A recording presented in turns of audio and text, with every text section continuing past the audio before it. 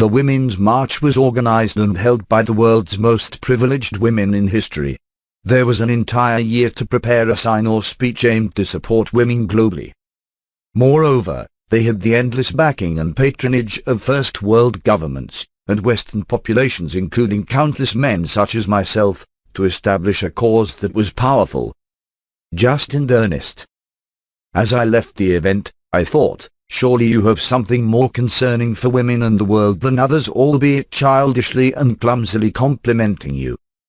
Surely, after spending the time and money in crafting a sign, closing down streets, gaining the media's attention and making use of public platform of free speech, you'd have something more important than screaming oppression over the mere sound of public encomium that rarely if ever occurs.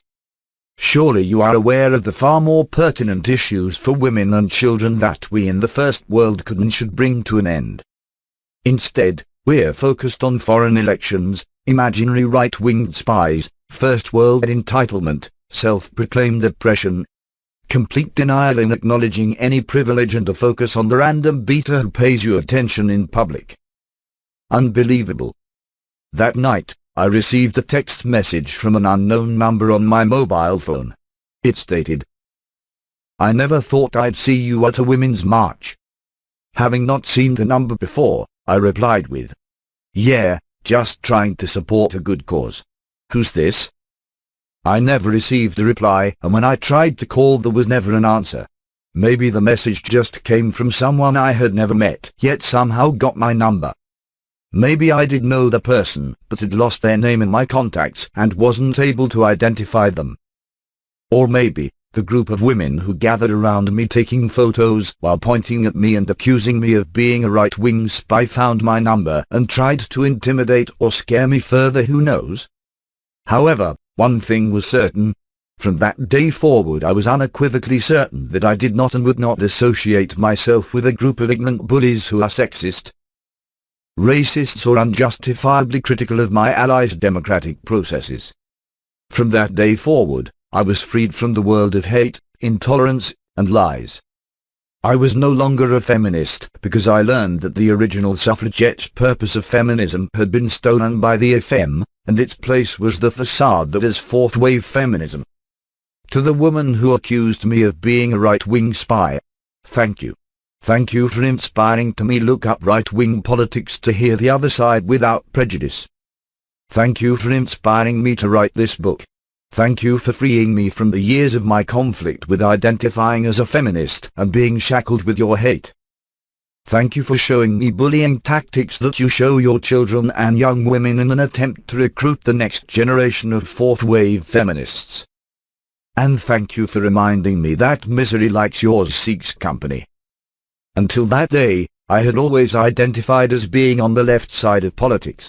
I had wrongly thought that the left was about freedom and fairness whilst the right was about power and dominance. I was accused of being a right-wing spy that I actually took the time to properly listen to the right side of it so poorly by the left, that I was able to holistically make the distinction between the left and right sides of politics, as well as the connection between the left and today's hijacked version of feminism.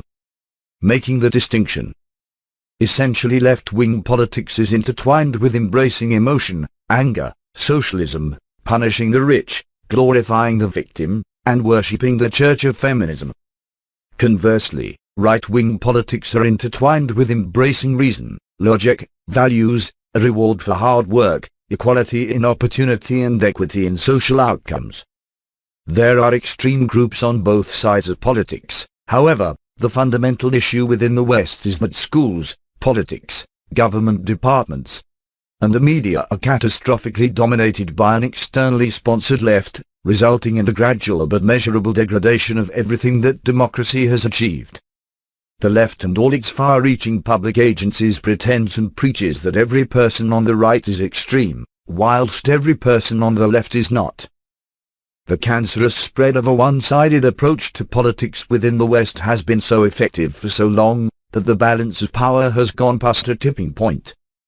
Decades of Western civilizations being relentlessly attacked by a hijacked and sponsored left, hiding under the cloak of a cause that was once believed to be virtuous. means that the ever-growing extremist actions by the left are almost invisible to sheltered and ignorant Western civilizations. Oblivious to its growth through its subversive tactics and strategic intent, too many Westerners have been captured by the social ideology of fourth-wave feminism.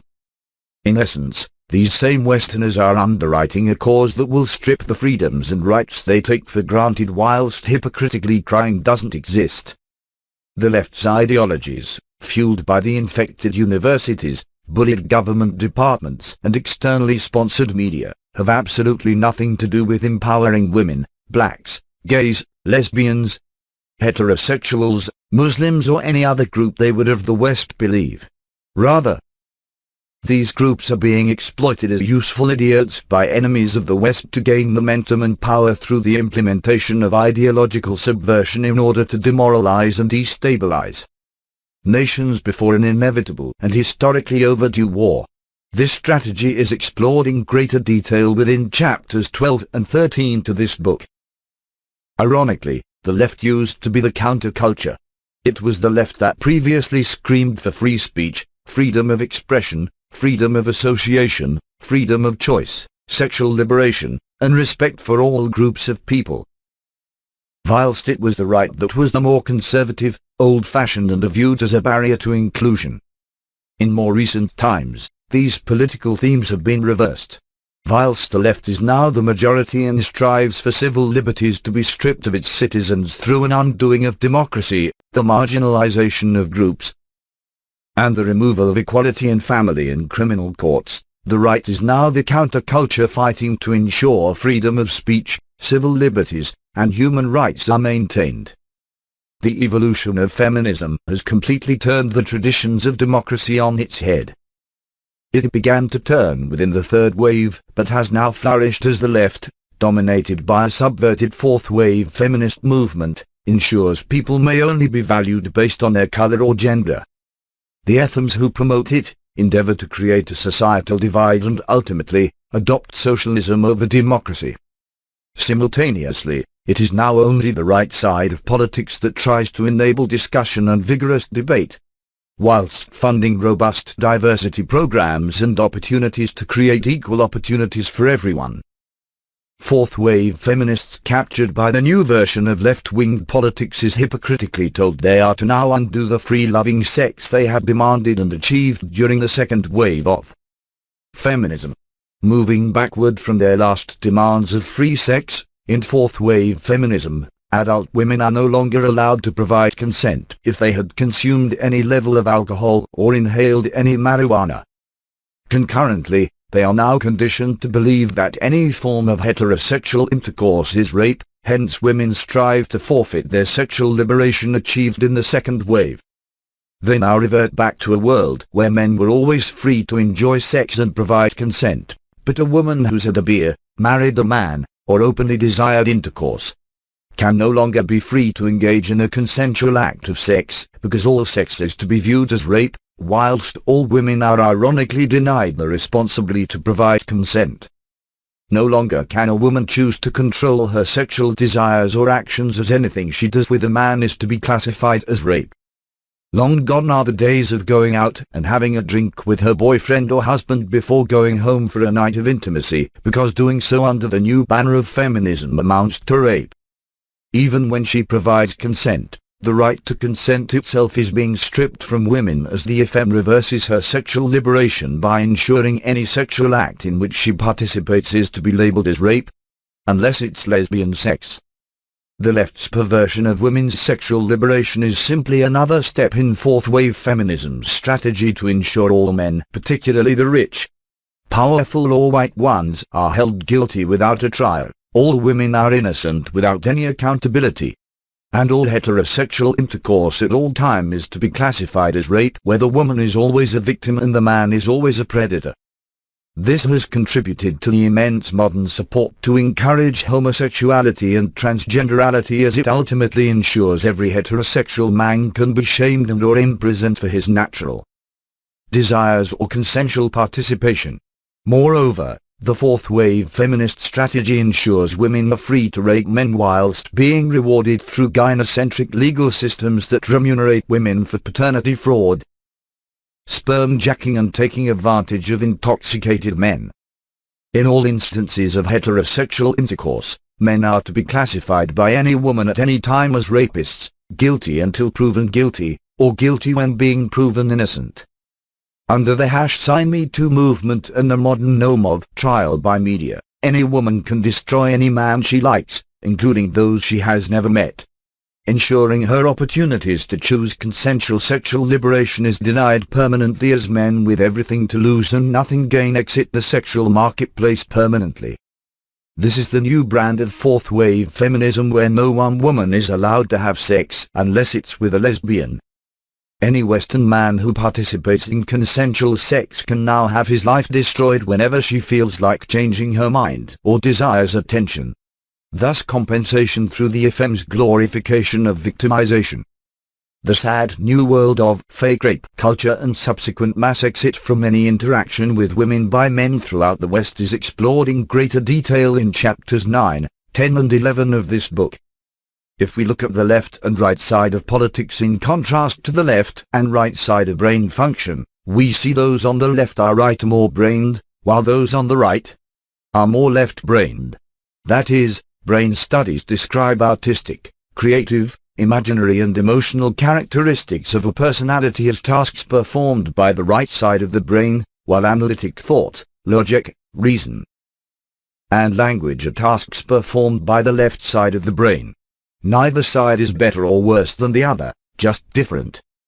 The problem is when either side, brain or politics, goes too far in one direction, losing any hope of balance and synergy, thus unity and progress. In the past, feminism and the left were about inclusion, discussion, respect, and empowerment. Today is it entirely about the labeling of groups, the silencing of men and women, striving to be a victim, demanding compensation, hating the Western world, disrespecting anything that is sacred, marginalizing men, especially if they are white, and taking choices away from women, especially if they are attractive. Evidently, I am not alone in the journey of seeing fourth-wave feminism and left-wing politics for what it truly represents.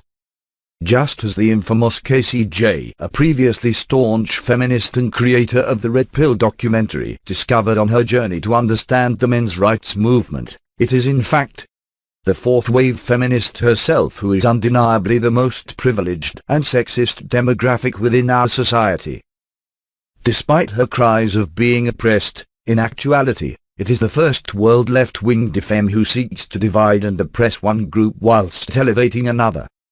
Although she claims she strives for the love and fairness that the patriarchal men of the right have stolen from her, it is unmistakably the right-wing male and female who tries to empower and synergize the West to ensure its equality in opportunity and empowerment of an individual's right to choose. The Red Pill's creator Casey J., a previously self-proclaimed feminist, describes her first-hand transition out of feminism in a TEDx talk in 2017.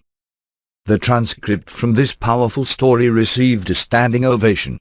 She articulates her experience so impeccably and has helped many in understanding how an Efem is likely to perceive the world around her. Having shared my experience as a male feminist breaking away from the ideology of today's feminism, I consider it important to include a parallel experience from a Western woman much smarter than me. What's of most importance to note in Casey's transcript is her explanation of that which is said, comparative to that which the feminist hears. In 2013, I decided to meet my enemies. I was a 27-year-old award-winning documentary filmmaker and a proud feminist. And I was determined to expose the dark underbelly of the men's rights movement. At that point, all I knew of the men's rights movement was from what I read online, that it's a misogynistic hate group actively working against women's equality. While the vast majority of my previous work was about women's issues, I directed documentaries about reproductive rights, single motherhood, and the need for more girls to get into STEM education. So when I learned that no one had ever documented the men's rights movement in a film before, I saw it as an opportunity to continue fighting for women's equality by exposing those preventing it. So for 1 year, I traveled North America, meeting the leaders and followers of the men's rights movement. I spent anywhere from 2 hours up to 8 hours interviewing each individual men's rights activist, also known as MRA.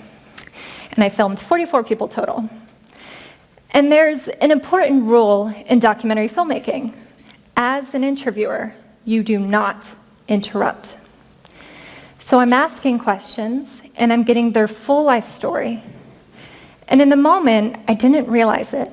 But now looking back, I can see that while I was conducting my interviews, I wasn't actually listening. I was hearing them speak, and I knew the cameras were recording. But in those moments of sitting across from my enemy, I wasn't listening. What was I doing? I was anticipating.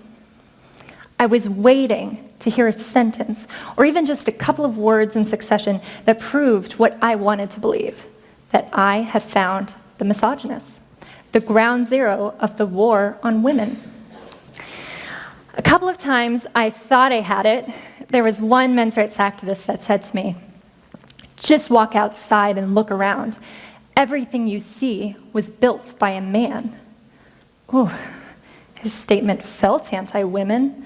I felt my jaw clench, but I sat quietly, as a documentarian should, while removing all the space between my upper and lower molars.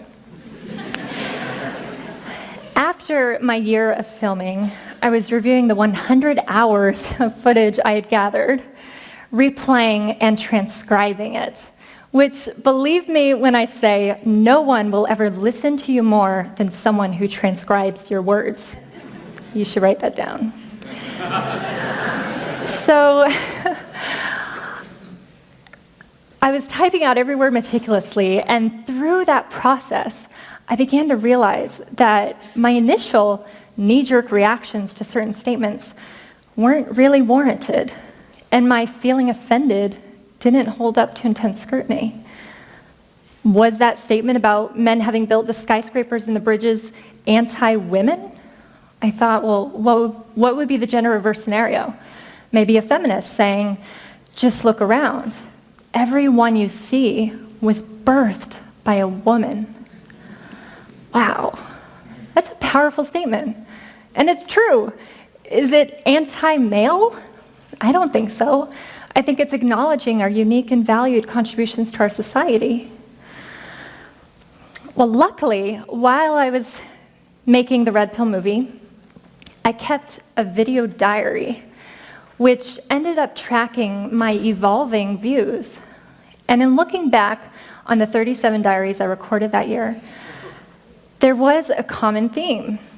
I would often hear an innocent and valid point that a men's rights activist would make, but in my head, I would add on to their statement a sexist or anti-woman spin, assuming that's what they wanted to say but didn't. So here are two examples of how that would go.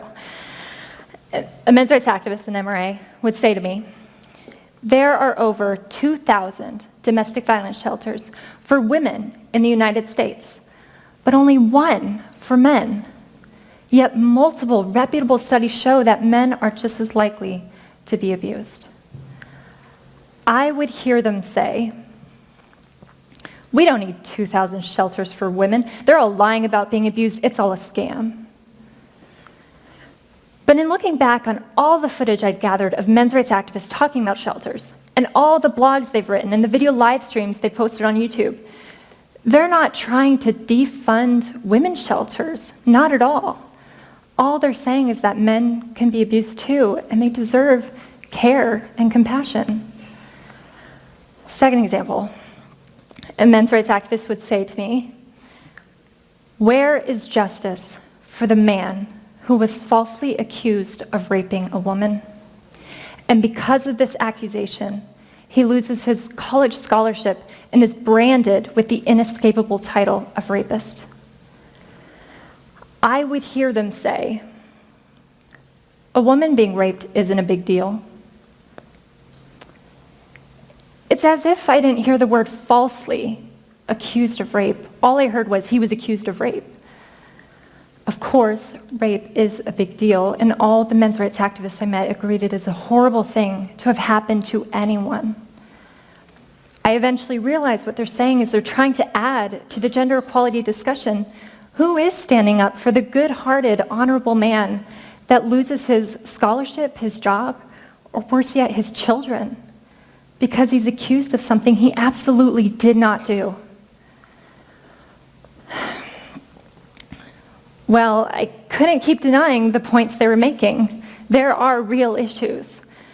But in my effort to avoid agreeing with my enemy completely, I changed from putting words in their mouth to acknowledging the issue, but insisting they are women's issues.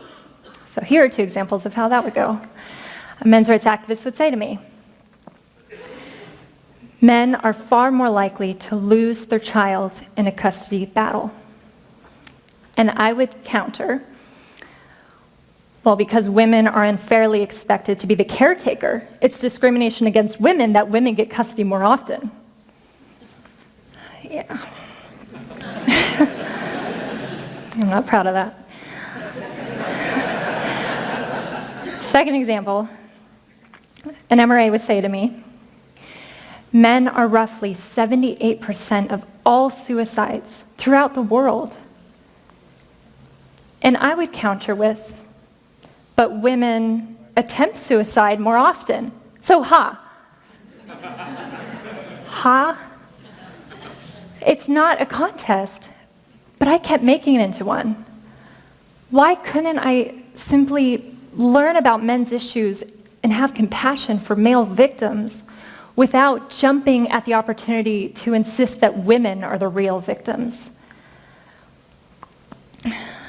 Well, after years of researching and fact-checking what the men's rights activists were telling me, there is no denying that there are many human rights issues that uniquely or disproportionately affect men.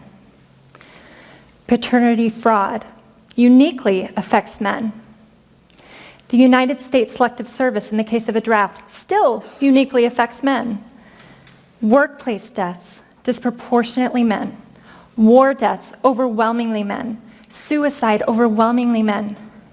Sentencing disparity, life expectancy, child custody, child support, false rape allegations, criminal court bias, misandry, failure to launch, boys falling behind in education, homelessness, veterans issues, infant male genital mutilation, lack of parental choice once a child is conceived, lack of resources for male victims of domestic violence.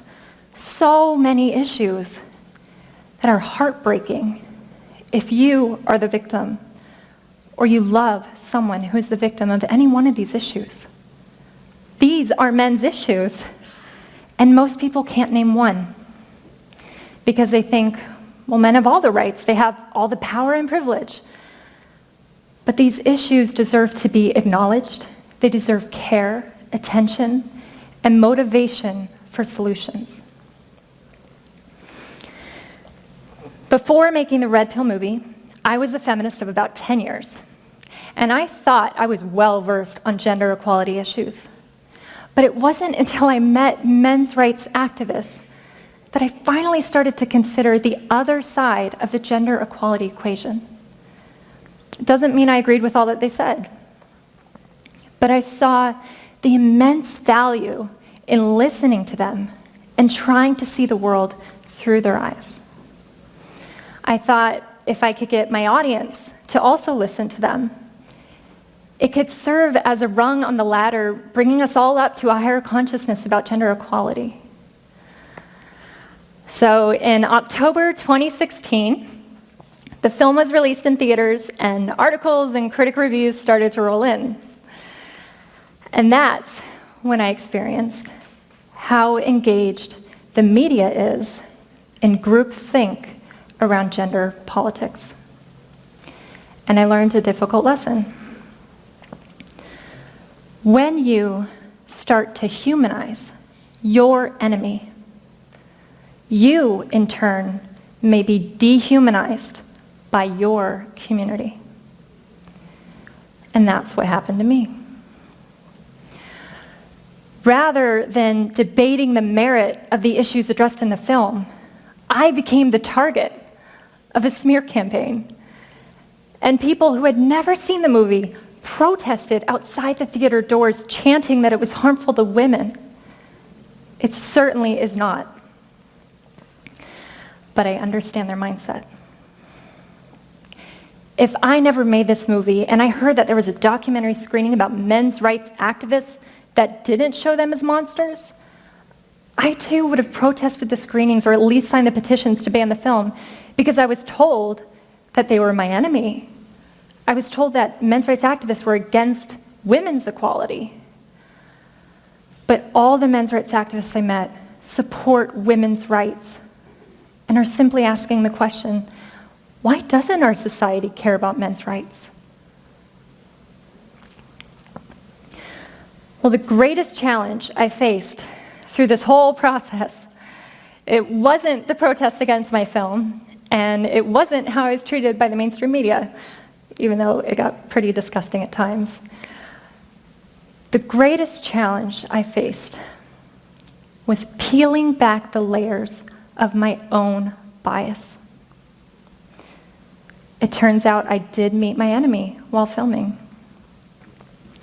It was my ego saying that I was right and they were subhuman. It's no secret now that I no longer call myself a feminist, but I must clarify, I am not anti-feminist, and I am not a men's rights activist. I still support women's rights, and I now care about men's rights as well. However, I believe if we want to honestly discuss gender equality, we need to invite all voices to the table. Yet this is not what is happening.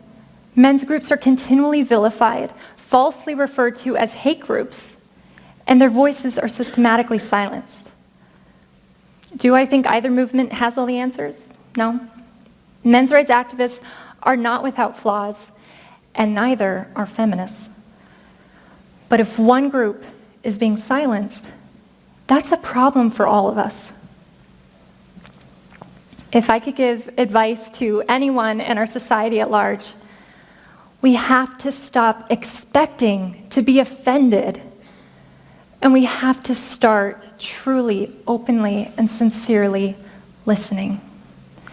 That will lead to a greater understanding of ourselves and others, having compassion for one another, working together towards solutions because we all are in this together. And once we do that, we can finally heal from the inside out. But it has to start with listening. Thank you for listening.